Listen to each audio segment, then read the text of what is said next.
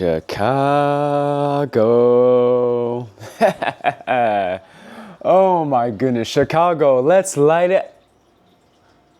You know what? Let's save that for later in the video. Anyway, hey YouTube, what's going on here? Kai the Casual back again with my top 5. That's Kai's top 5 for SmackDown in Chicago.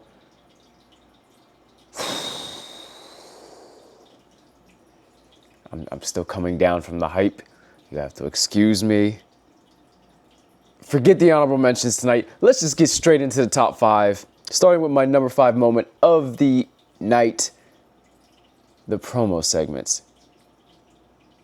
Hear me out. I'm giving no honorable mentions tonight.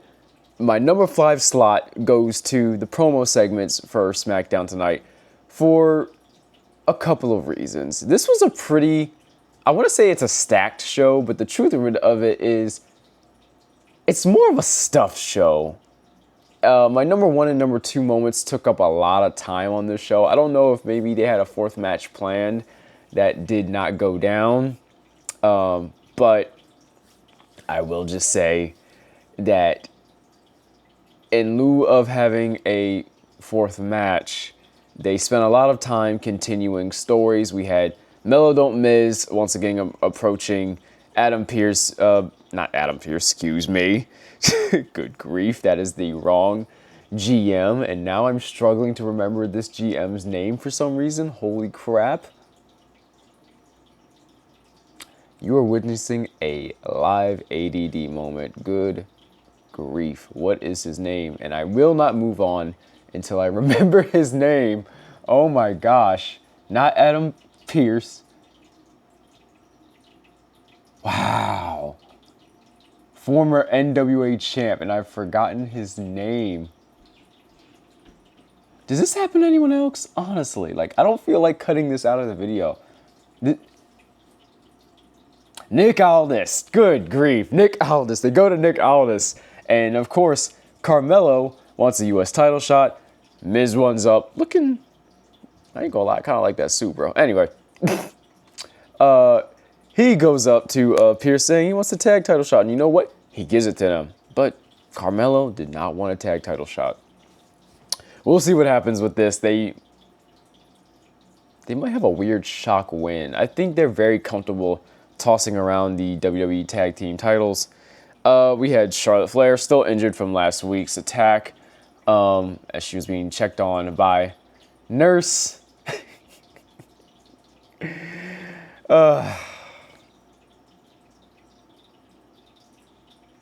I'm sorry, Alexa Bliss and this doll just crack me up sometimes. It's hilarious. Nurse Lily and Alexa check up on Charlotte. With the power of friendship, hopefully she will heal up soon. So we'll see what happens. Still no explanation on what happened to Piper Niven. Thought that was kind of weird, but anyway. And also we had a couple of backstage segments with Tiffany Stratton being interviewed. Just continuing the feud. We have a WWE Women's title match for next week. Excited to see that against Jade Cargill. And I really hope she gets it.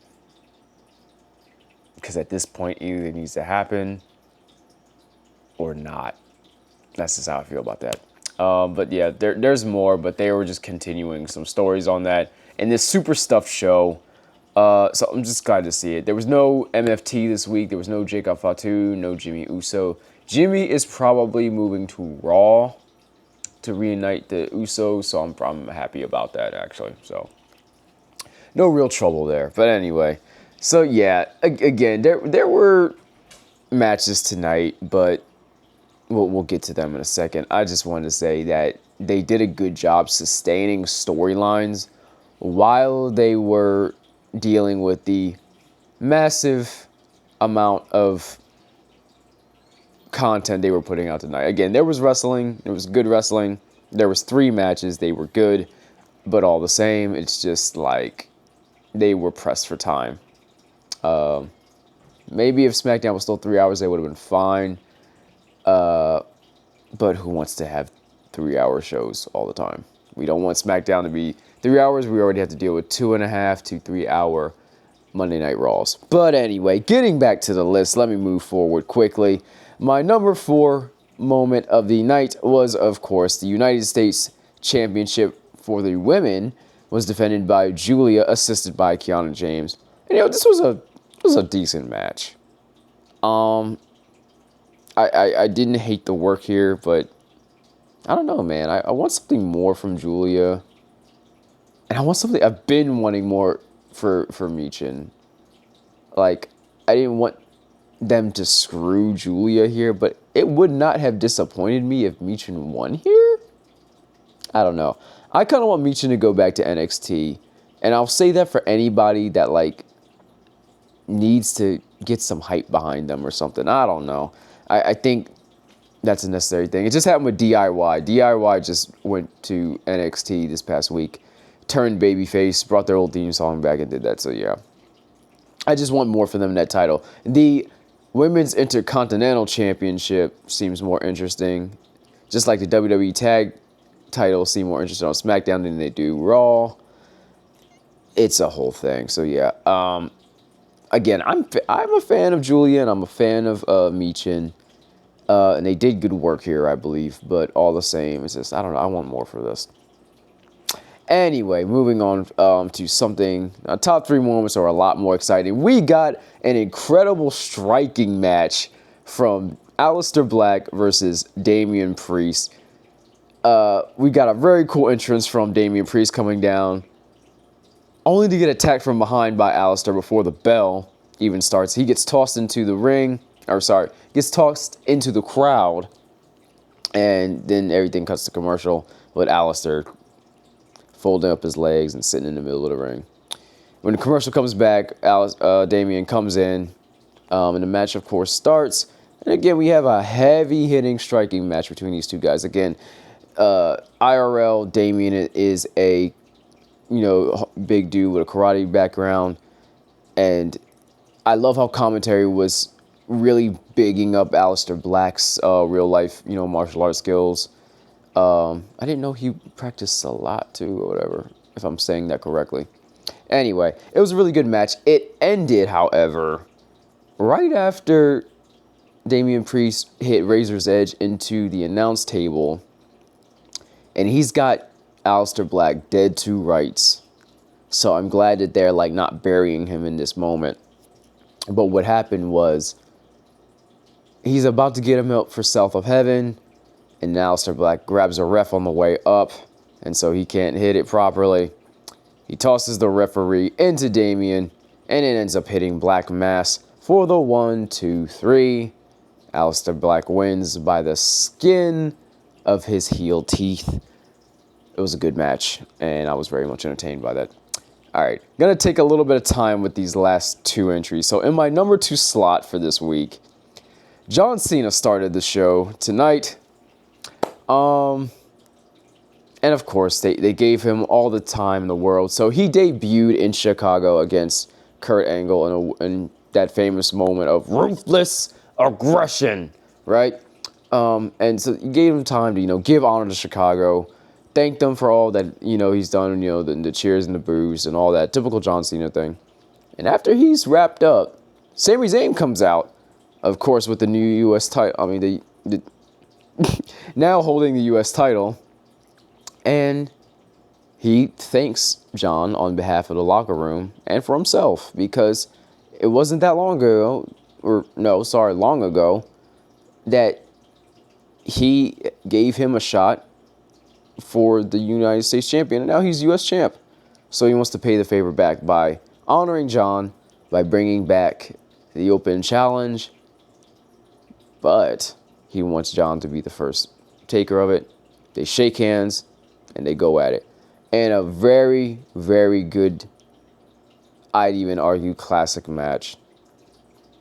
There was a lot of tributes, once again, from John Cena to his previous rivals.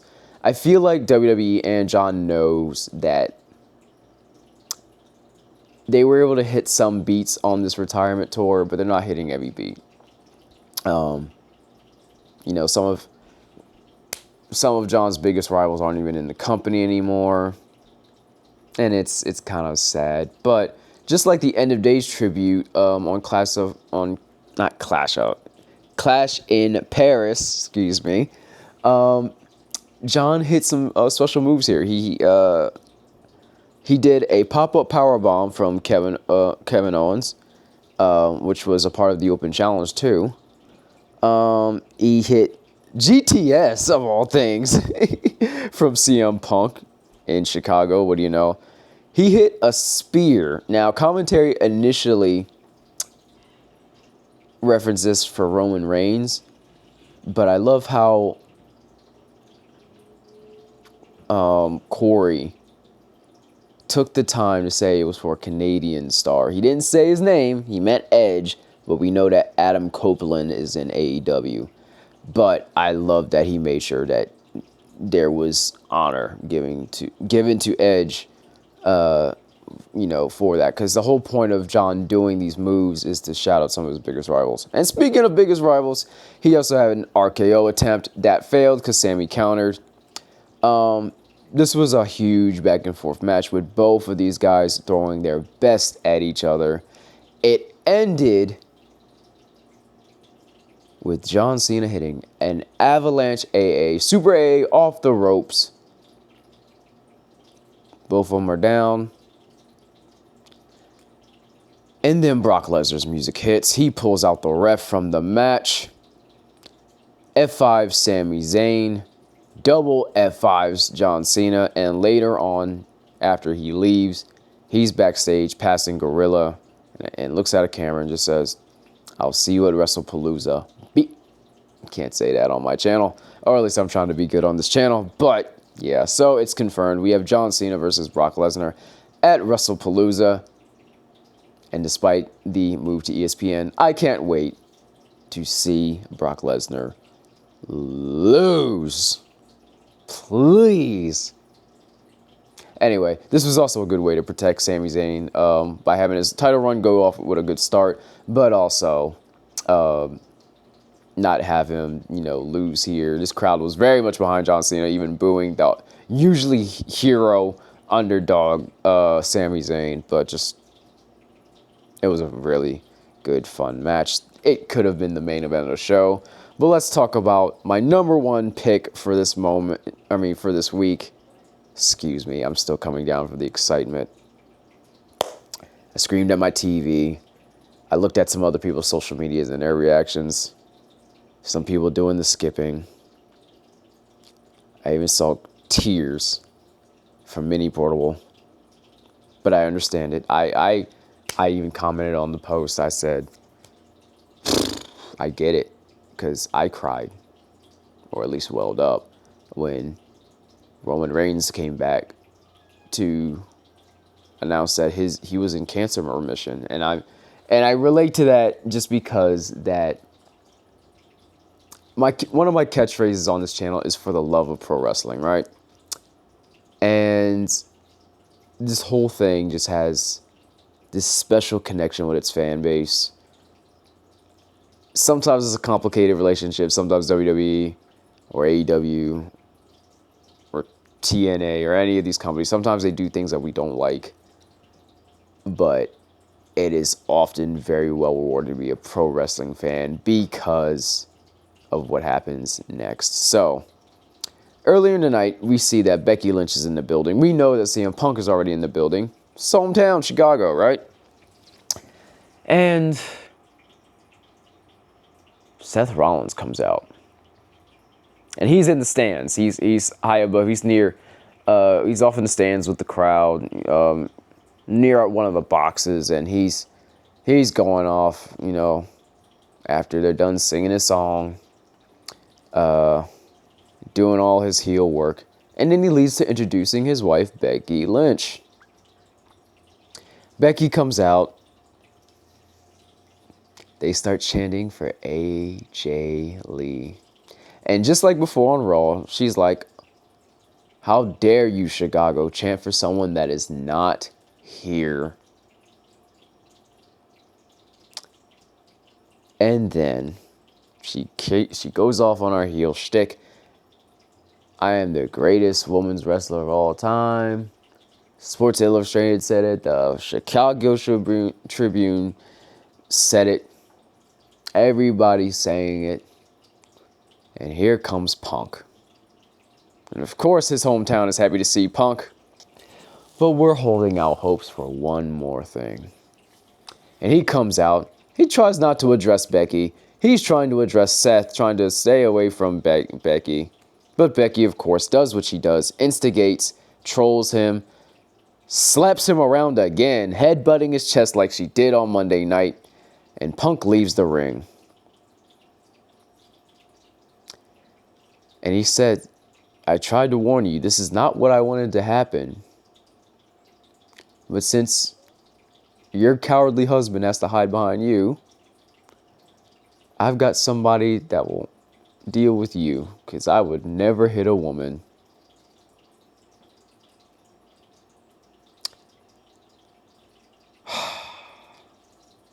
And I can't sell this enough, but the pop that hit the Chicago arena as AJLee's music hits. Let's light it up. Light it up, light it up, light it tonight. Forgive my awful singing, but oh my goodness.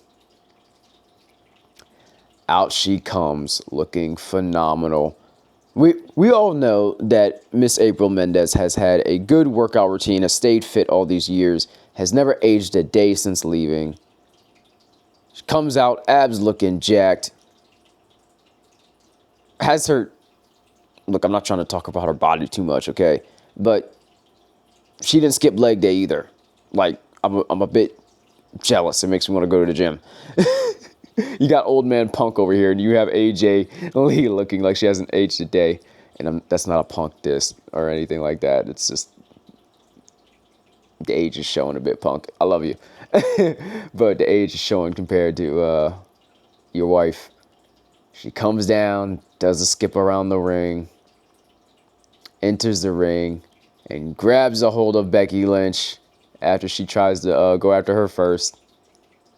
Grabs her by the hair, hits her with a Thez press, beats her down on the ground, gets her back up, licks her hand, and gives her the biggest slap in the world as revenge for her husband. Seth finally comes down after he's given room by Punk to get to his wife. And CMPunk and AJLee celebrate in the ring. It's an awesome moment. We have AJ back in WWE after 10 plus years, just like Punk.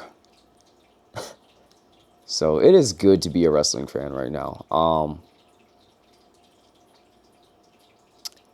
It's a bit hard to find the words, but AJLee, April Mendez, we love you. We hope that you enjoy pro wrestling. Welcome back. And for my fan base, for the love of pro wrestling, keep it casual and light it up. Okay, all right. Yeah. Can't wait for WrestlePalooza. This is probably going to be a mixed tag match. But anyway, I've talked too long. You guys have a great day, night, wherever you're watching this. See you later.